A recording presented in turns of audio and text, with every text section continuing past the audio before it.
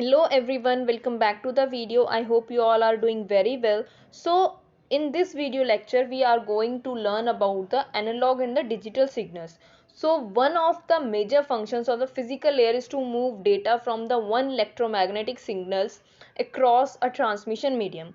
So both data and the signals that represent them can be either analog or in digital form. So the data can be sharing analog or digital. The term analog refers to the information that is continuous. Digital data refers to the information that has a discrete state. For example, an analog clock that has hour, minutes, and the second hands give information in a continuous form. The movement of the hands are continuous. On the other hand, the digital clock that reports the hour and the minute will change suddenly from 8:05 to 8:06. In analog, such as the sound made by the human voice, take a continuous values when the someone speaks, an analog wave is created in the air. So this can be captured by the microphone and converting it to an analog signal or sampled and converted to a digital signal.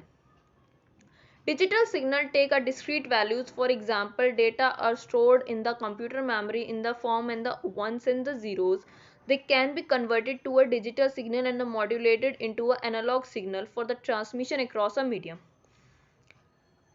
Analog and digital signals, likely the data they represent, signals can be either analog or digital. The analog signals has infinitely many levels of intensity over a period of time.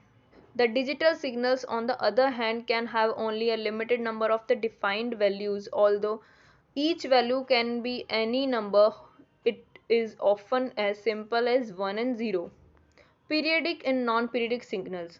Both analog and digital signals can take one of two forms, periodic and non-periodic. The periodic signal completes a pattern within a measurable time frame called a period and repeats that pattern over subsequent identical periods. The completion of the one full pattern is called a cycle. A non-periodic signal changes without exhibiting a pattern or the cycle that repeats over time.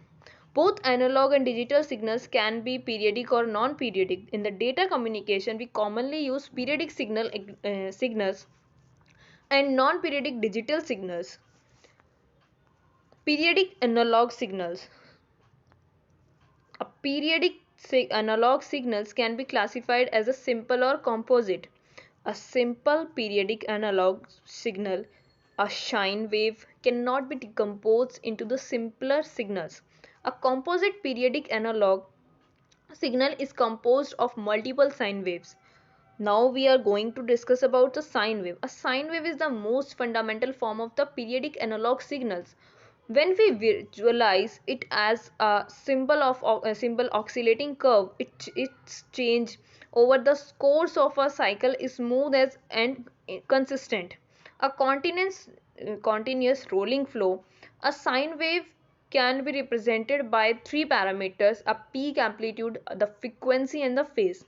These parameters fully described a sine wave. Peak amplitude. The peak amplitude of a signal is an absolute value of its highest intensity proportional to the energy it carries. For the electric signals, peak amplitude is normally measured in volts. The periods and the frequency. Period refers to the amount of time in seconds a signal needs to complete one cycle. Frequency refers to the number of periods in 1 second.